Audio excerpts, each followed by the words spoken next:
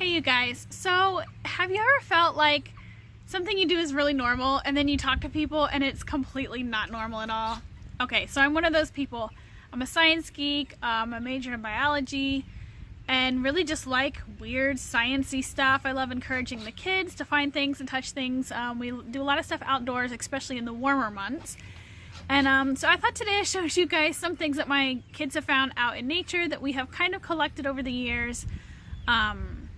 My middle son, for some reason, like, he is a magnet for finding bones, okay? No human bones, thankfully.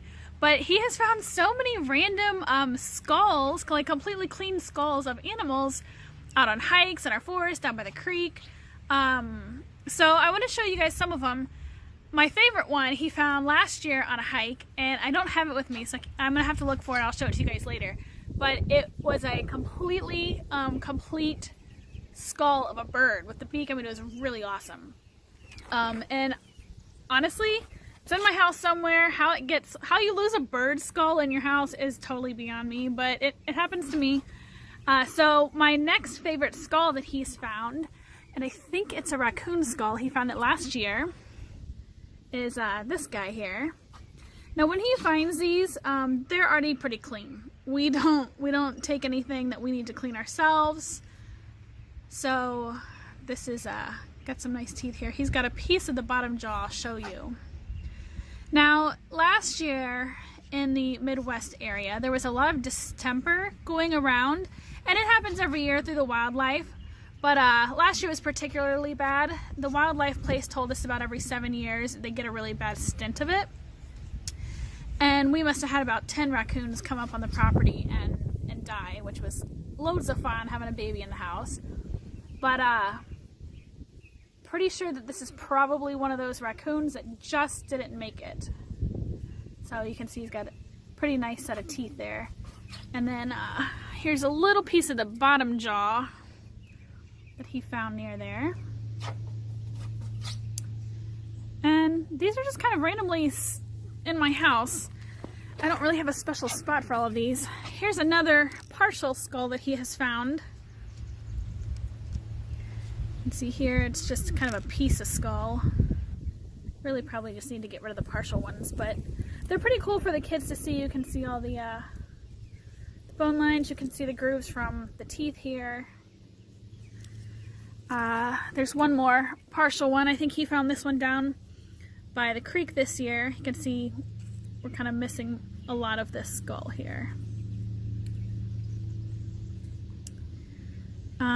And then I actually found a few weeks ago, we have owls that we can hear around the property, and this is the first year we've actually seen the owls.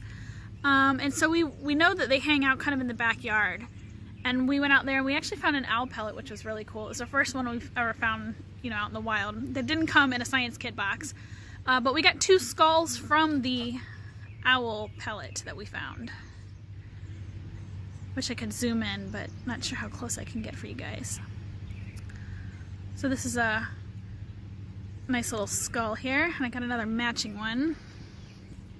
This one I didn't really clean out well, but you can see the teeth on the front are very well. Let's see here. I'll have to try to get some up-close pictures and put them in the comments when I'm done, because this video does not want to focus here. So these 2 little guys came from the owl pellets. I'm saving our all-time favorite one for last, and this one has crossed state borders with us. But last year, there's one other bone I want to tell you about that was really interesting, and I can't find it. We found it. We had it in the yard the other day. The kids kind of threw it out in our trees. We call it our forest, but we've got some trees back there, and the kids threw it out there the other day, and I went out looking for it, and it's missing again. So who knows when it'll turn up.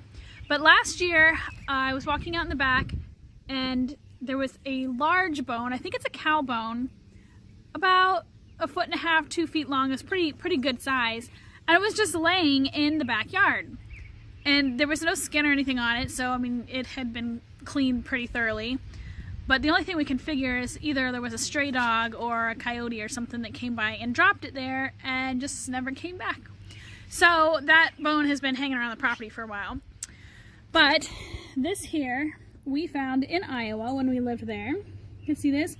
we used to go to Lake Red Rock, and the lake would, you know, go up and down, some with the flooding and the river swells. And there's always fish, but this one that we got. Alright, sorry for the glitch there, guys. I think I accidentally turned the camera off. So, alright, take two. So I was showing you guys the fish that we found in Lake Red Rock. And it's actually pretty cool. I'm going to try to get a full view here for you. There he is. And anyway, so when the lake would go down, we would be able to walk down kind of in the bottom area, and a lot of times the fish would get trapped down there and they would die. And usually, you know, they're kind of icky and you don't really want to mess with them. But a lot of the birds will pick them out. But this guy was the only one that we've ever actually found, and he was very nice and dry and cleaned out. Kind of mummified here. The scales are intact very nicely. You can even see on the bottom, you can see some of the backbone in there. So anyways, we just didn't really have the heart to get rid of him because he's so cool, and it's really unusual to find such a nice specimen out there. And I don't know, I thought about putting it in my Etsy shop so everybody else can enjoy him, but he has made it. You know, as we have moved from state to state, we have brought this big, gigantic, mummified fish. So I don't know if anybody else has anything crazy like this in their house, but he's a little fun. My kids just don't have the heart to get rid of him, and I don't either.